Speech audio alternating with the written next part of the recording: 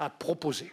Il faudra ensuite que ceux qui doivent décider démocratiquement, le Conseil des ministres, les chefs d'État, le Parlement européen, co-décident le plus rapidement possible. Nous allons faire notre travail vite, nous allons le faire sérieusement, sans improvisation, sur des sujets qui ne supportent pas l'improvisation, mais nous allons le faire de manière déterminée, remettre de la règle, remettre de la morale, remettre tout simplement de la transparence dans ces marchés financiers et ainsi pouvoir bâtir sur des bases plus saines la croissance qu'attendent nos compatriotes. Et j'en viens au deuxième sujet, ou au deuxième pilier de mes responsabilités, qui est, avec mes collègues commissaires européens, de proposer les routes ou les outils de cette nouvelle croissance qu'attendent les citoyens. Et là aussi, je pense devoir dire à des hommes et des femmes politiques comme vous que, évidemment, on ne va pas sortir de cette crise comme on y est entré. Il faut en tirer les leçons. Je viens de vous le dire pour la régulation des marchés financiers. Il faut aussi se dire que cette croissance sera forcément différente. Dans le monde où nous sommes, moi je pense que nous devons tout faire pour bâtir une croissance durable, une croissance plus verte, une croissance plus sobre. D'ailleurs, si nous ne construisons pas une société de modération, nous entrerons, j'en suis convaincu, dans une société de privation. Donc cette croissance doit être différente et néanmoins, elle doit être, comme nous l'avons proposé dans la stratégie 2020, plus juste et plus équitable. À la place où je me trouve, j'ai une responsabilité qui est celle du marché intérieur. Je ne suis pas le seul commissaire en charge du marché intérieur. Il y a 1500 textes ou règlements qui régissent le marché intérieur et nous sommes probablement 16 ou 17 commissaires qui ont un petit bout, un grand bout de cette réglementation en charge. Mais je suis le principal probablement d'entre eux.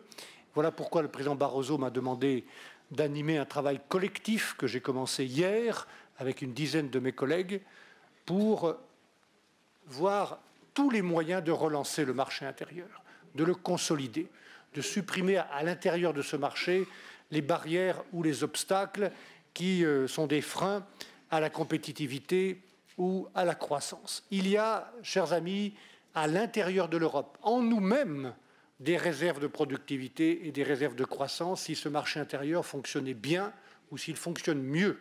C'est ça l'objectif. Et nous allons traduire cette ambition dans ce que nous appellerons, en accord avec le Parlement européen, Single Market Act, un nouvel acte du marché unique qui sera proposé au débat, c'est-à-dire à vous aussi, et je m'engage à vous le soumettre pour avis, au mois d'octobre prochain. Nous ne tarderons pas à mettre en place ce travail, à mettre en place les propositions, sujet par sujet, avec là aussi un calendrier et des engagements sur les dates pour relancer dans tous les domaines où nous avons des responsabilités ce marché unique et pour libérer, en le faisant collectivement, avec une énergie collective, les forces du marché unique. Je peux citer quelques exemples dans mon propre domaine, sous réserve de ce que proposeront mes collègues dans leur domaine et que nous allons mettre ensemble. Le brevet européen dont on parle depuis 35 ans. Voilà un frein.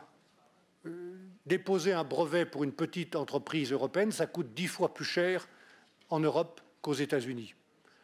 Il y a des freins au commerce électronique, des obstacles transfrontaliers. On peut mieux utiliser probablement les marchés publics qui représentent 17% du PIB européen. Et je vais publier, dans le cadre de ce Single Market Act, un guide pour mieux utiliser les marchés publics, notamment en tenant compte, et sans doute en simplifiant un certain nombre de règles, mais pour mieux tenir compte d'un certain nombre d'exigences qui sont celles de notre temps sur l'inclusion sociale, le respect de l'environnement ou la recherche et l'innovation. Voilà quelques exemples que nous allons mettre dans cette proposition d'actes nouveaux pour la relance du marché unique. Ce qui d'ailleurs ne m'interdira pas de tout faire pour mieux utiliser les outils existants.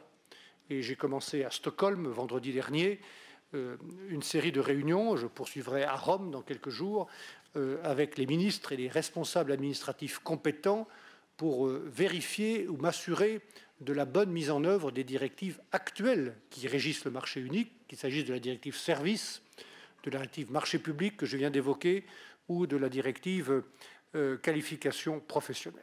Voilà l'état d'esprit qui est le mien. Jean Monnet, qui est un des pères fondateurs de l'Union européenne, qu'un homme que je respecte beaucoup pour l'engagement qui a été le sien, à qui on posait la question « Est-ce que vous êtes optimiste ou pessimiste ?» répondait « Je ne suis pas optimiste ni pessimiste, je suis déterminé. » Déterminé. Eh bien, mesdames et messieurs, vous avez devant vous un commissaire européen qui se trouve précisément à un moment grave de la construction européenne, où il faut bien réfléchir à la réponse que nous voulons apporter à la question principale que j'ai posée. Est-ce que nous voulons être un acteur global, défendre notre modèle de civilisation, défendre notre modèle d'économie sociale de marché, défendre le bon exercice des missions de service public, tout en ayant une politique étrangère, une politique de défense, une économie forte, une monnaie consolidée, et donc être à la table des grands acteurs du monde. À ce moment grave-là, où nous devons bien réfléchir à la question et à la réponse que nous voulons apporter et aux conséquences de notre réponse, je pense que vous avez devant vous un commissaire déterminé et qui a besoin, à la fois pour réussir ce double agenda de régulation financière et de relance du marché unique, avec ses collègues, qui a besoin du comité des régions, parce qu'il a besoin des régions, parce qu'il a besoin des organisations politiques les plus proches des citoyens que vous représentez. Quand on est commissaire européen, je veux simplement terminer par un mot personnel, comme j'ai commencé par un mot personnel. Vous n'imaginez pas à quel point ce que j'ai appris sur le terrain, en étant comme vous un élu local pendant près de 20 ans, comme président du département de la Savoie, ce que j'ai appris dans mon dialogue avec les gens de la base. Vous n'imaginez pas à quel point ça m'est utile aujourd'hui, à quel point j'ai besoin de cette expérience-là, à quel point l'expertise, les regards, les interpellations des gens sur le terrain m'est utile aujourd'hui dans mon travail de commissaire européen. C'est pour ça aussi que j'ai besoin de garder le contact avec vous et que je suis heureux d'avoir pu répondre à votre invitation. Merci beaucoup pour votre attention.